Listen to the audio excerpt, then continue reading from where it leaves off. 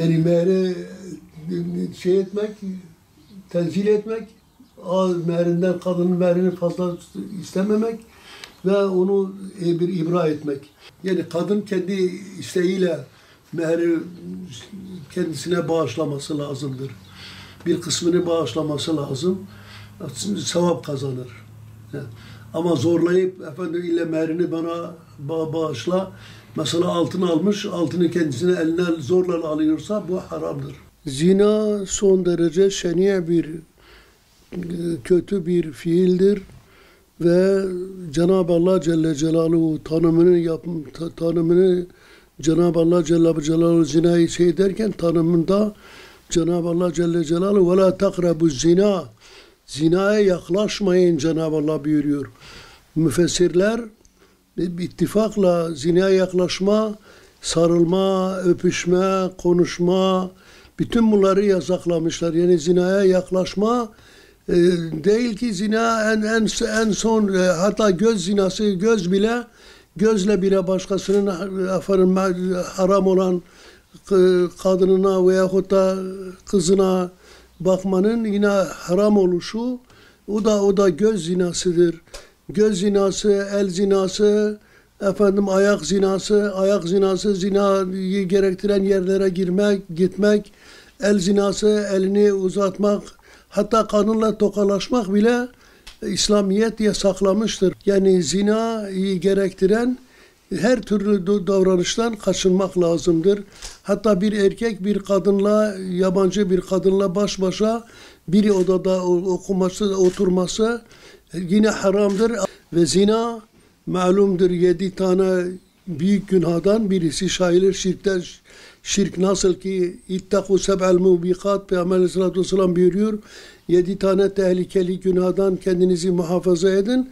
Bunlardan bir tanesi zinadır. Aile tabii bir namustur.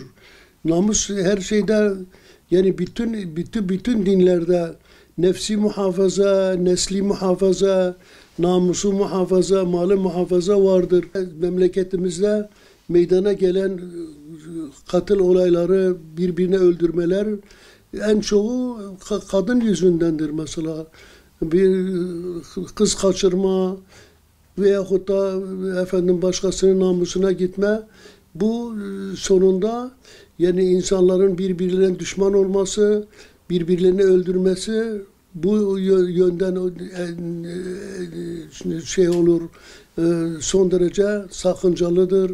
Onun için zina temelinden yasaklaması lazımdır.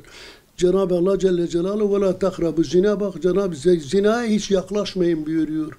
Yani zinaya götürücü fiillerden her türlü konuşmadan olsun, ondan sonra kadınla beraber baş başa kalmadan olsun, kadınla başka hususta ilişki kurmaktan olsun, bugünkü telefonlarla görüşmeler olsun.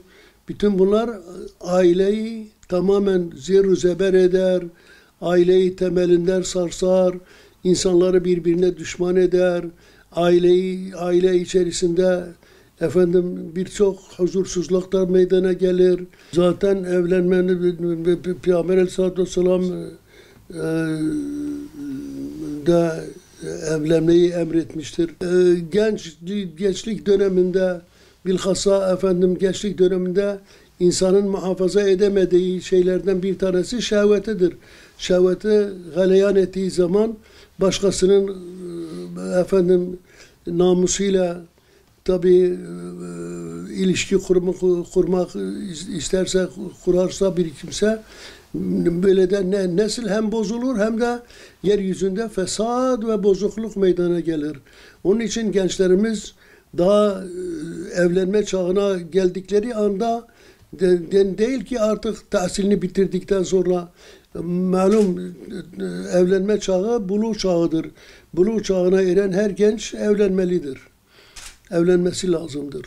Bu evlenmelerde de bilhassa son zamanlarda çok ağır yüklerle şey edilmiş. Yani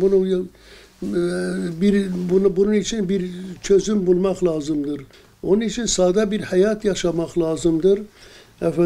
Bu hususta biraz müeyyideler getirilmeli. Evlenme çağına gelenler evlenemedikleri takdirde devlet tarafından yani onlara bir yardım fonu kurulmalı, bir yardım eli uzatılmalı. Yani mehri az olan rahatlıkla karşı tarafı fazla borç altına girdirmeyen evlenmedir.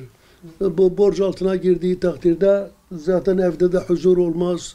Ondan sonra adam çalışır, borcunu ödeyemez. Böylece kadınla arasında geçimsizlik olur, boşanmalara sebep olur. Onun için biraz hafifletici müeyyideler getirilmelidir.